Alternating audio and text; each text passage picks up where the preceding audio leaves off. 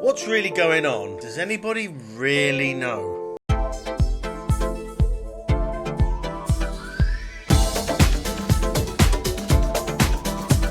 Hi guys, it's Daz. Perhaps a little bit lower energy today.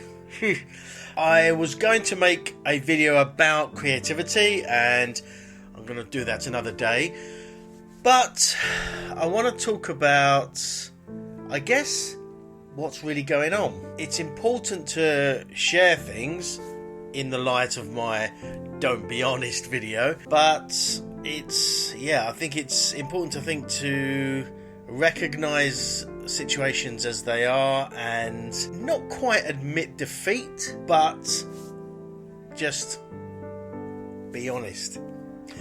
So, if you're not put off already, I make daily videos on mental health and personal development and everything around that, to hopefully to help you and me change your mind, change your life. So you can probably already tell, and arms crossed, super defensive, that energy is a little bit lower today. It's been a weird day. This probably last week or a couple of weeks, I've been a bit sort of up and down, and I've been a little bit perhaps low in energy and low in perhaps mental health energy, but just feeling a bit. There's been a number of things kind of going on which I'm not gonna bore you with, but nothing really outlandish, but I think potentially they all sort of take a toll in some way or another. And it's I don't know, it's just been a bit of a struggle, I suppose, this week. And today, unknown to anyone else, I was probably this far away from having a full-blown panic attack. Now, I haven't had a panic attack for like 3 years. I've never had one before that point, and at that point I was like, oh my god, what's going on? I couldn't breathe and ended up in the hospital. But I felt it come on very, very quickly today, and it wasn't that I was doing anything particularly stressful at all. In fact, the thing I was doing was the complete opposite of stressful. It's very, very mundane and very process driven and very easy, and that's fine. But I just felt this rushing up at high speed, and the problem with, I think, panic attacks is when you start to think about it, that just adds fuel to the fire, because you're like, oh shit, I can feel a panic attack coming on, which makes you panic even more, which is sort of self-fulfilling prophecy. But I managed to sort of have some water and kind of, breathe it out. So I got through it. But it kind of freaked me out a little bit. And I don't know, just today's a bit of a weird day, and I don't know, I can just feel everything kind of crumbling. And maybe this is not as entertaining as perhaps you'd prefer. I don't know, but I want to be honest. But it's kind of weird. I think the point of this whole video is to really say, sometimes you just don't know what's going on.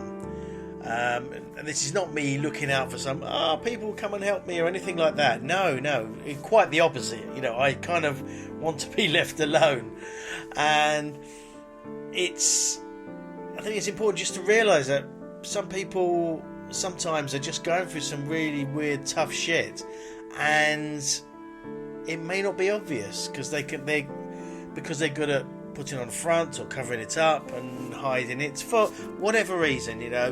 I don't think you can judge people for wanting to cover stuff up, whether it's embarrassment of the condition or whether it's just feeling discomfort of opening up. It doesn't matter.